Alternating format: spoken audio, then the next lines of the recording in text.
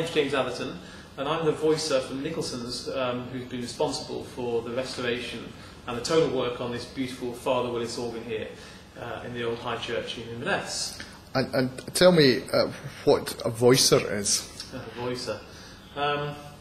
It's basically we're in charge of making sure that all the pipes speak properly. If you look at an organ pipe, it has a mouth on it, and most of our work is involved around the mouth of the pipe.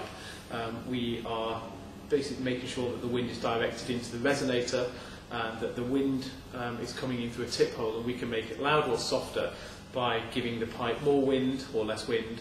We can change the speech by opening up the flue at the mouth or at the foot. So it's basically mucking around with organ pipes, really. So each organ pipe has its individual characteristics, and you're able to alter those characteristics as you go. Each organ stop has a characteristic, and what we try to do is to get the pipe speaking at its optimum, so that the pipes are speaking beautifully, they're not speaking too quickly or too slowly, and that each pipe is the same volume pretty much as the pipe next to it. So there's no one pipe sticks out. So they all, as you run up the scale, every pipe runs into each other, and it's a beautiful sound. And part of what you're trying to do is to make sure that the organ sounds correct for the building. Exactly. What we've been doing recently is the total finishing of the organ. So all the organ pipes came back to the Nicholson workshop in Malvern, and we have 2 voicing rooms in there that Guy Russell, who's our tonal director, and myself do all the voicing of the organ pipes. And when these pipes came back to us, they had been altered in the 1920s by the previous organ builder, who also put a new console in and made some tonal alterations to the organ.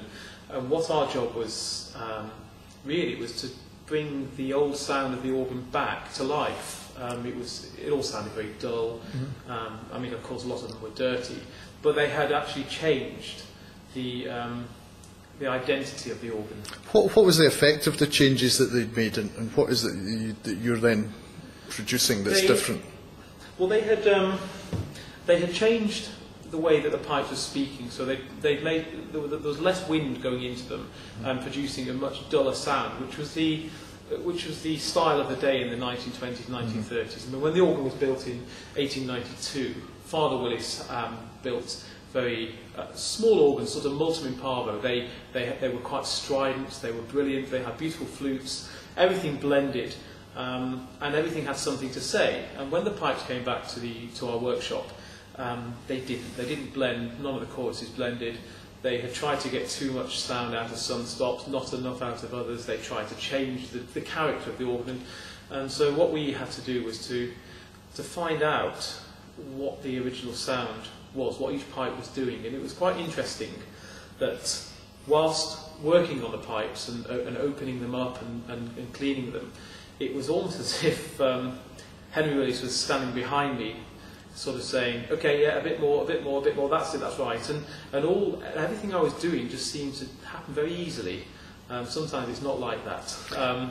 You were able to tell in this organ how you could there was still enough evidence there to show you how it was supposed to have been. There was, yeah. Thankfully, the previous organ builder hadn't taken a knife to any of the pipes. And that sounds a bit dramatic, but some of our tools look quite sort of medieval, for want of a better word.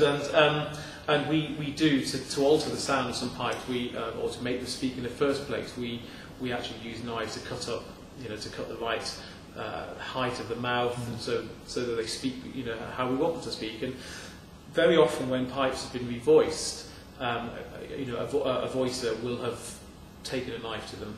And we were very fortunate here that no one had done that. So everything was left physically intact, although the pitch had been changed in the 1920s. The pipes themselves hadn't. So we were very fortunate. And it really did feel that Henry Willis was steering us along the way and saying, this is the way to go with this. And it's been a real privilege and a great joy to bring back to life an organ that didn't really have that much to say for itself beforehand.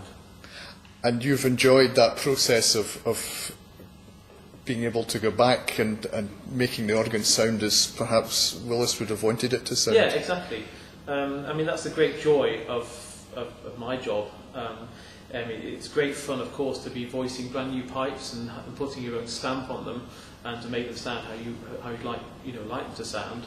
But actually, the real joy and the real craftsmanship and skill in what Guy, Russell, and myself do is actually bringing to life pipes that perhaps aren't quite as good as they were, and making the best out of them. And sometimes we end up making just making a silk purse out of a sow's ear.